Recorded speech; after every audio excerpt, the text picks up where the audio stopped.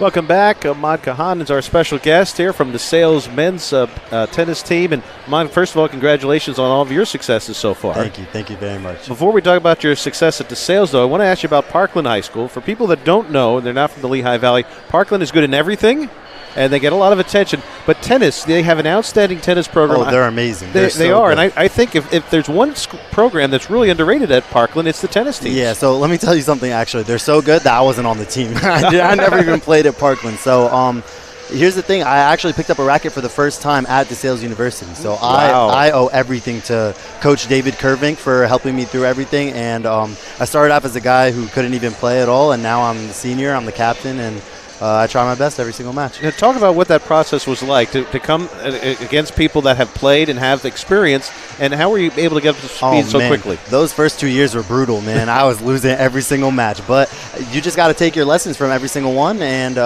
now without being cocky, I like to say I'm winning, you know? So, you just learn your lesson and you play. Well, the numbers back that up, too, and I was kind of teasing you here. You kind of made mincemeat of most of your opponents this year. Elizabethtown, Muhlenberg, or Moravian, Penn State Berks.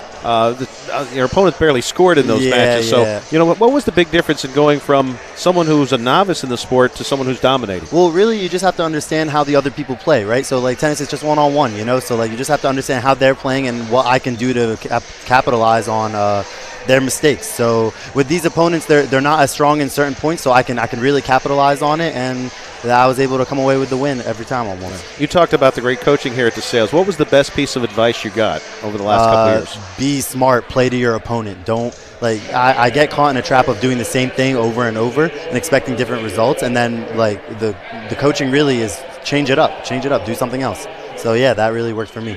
Now, one of the few matches that actually gave you some competition this year was Alvernia. And I don't mean to bring this up because it was the one real competitive match you had during the regular season. Yeah. But tell us a little bit about that and how competitive it can be. Alvernia was actually a pretty tough match. So I came into it expecting to do to start off strong as I usually do, and then he started off winning all the games right away, and I was like, oh no, I better shape things up. So I took a long break, kind of on one of my breaks. I took a longer break, and I was able to just get in the right mindset to just play my game, keep it smart, keep it simple, and I was able to come away with the comeback actually and win. Now talk about the postseason too. I think you made it to the MAC Freedom Conference semis? I did make it to the semis. So actually last year I had won the finals, so I was really expecting to try to go further this year, so I would consider the fall actually an individual failure for myself, but that just means that I'm pushing myself to do better, I made it to the semis. I had some tough matches, and then I guess I would call it injury problems, my knee was acting up, and I was just unable to come away with the win in the semi. I was going to ask you, was it a little bit different this year? Because after winning it, everyone was gunning for you this year. Yeah. People knew who I was finally, and they were like, all right, this guy, we got to play a certain way, and they were setting up for me. So, yeah, they got me.